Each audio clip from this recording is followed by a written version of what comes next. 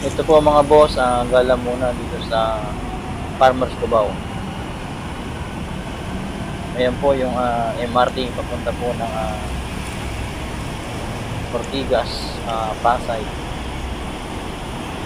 Ito naman po yung napakataas na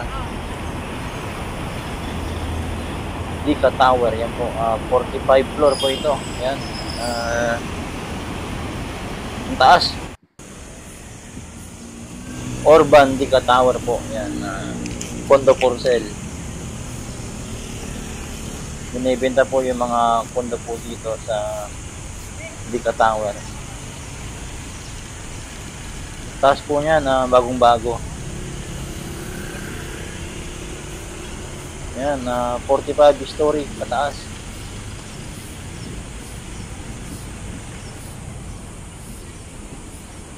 Grabe, ang taas po ito mga boss.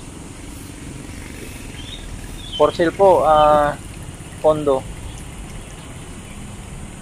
Ayan, bali yung na-development dito na floor is 43, yung 45.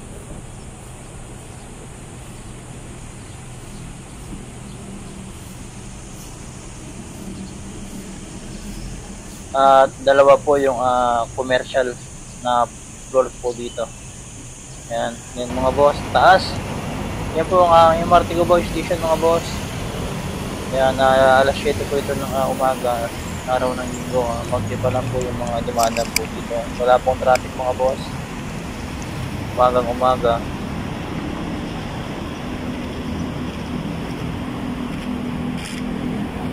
At yung kulay dilaw, yan po yung EDSA furniture. Yan, napakatagal na po din sa Cubao itong EDSA furniture. Yung pong dilaw po yun mga boss.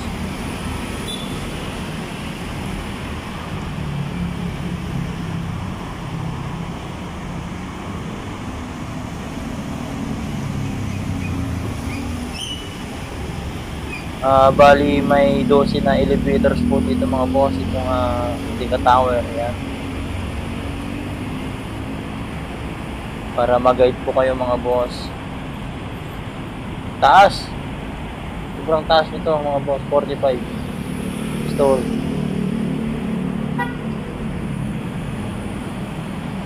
Ayan, makikita po yan dito sa Farmers Cubao po.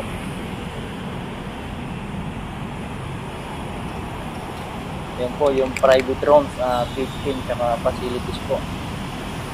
High-rise residential condominium. Yan po mga boss, taas. Ginawa ito nung 2020, nakikita ko na ito mga boss. 2025 na ito, nagawa nila.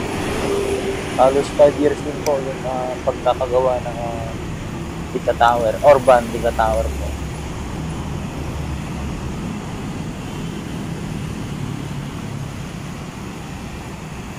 Yan po mga boss, at maraming salamat po sa panonood at na-tour ko po kayo dito sa Farmers Orban Dika Tower.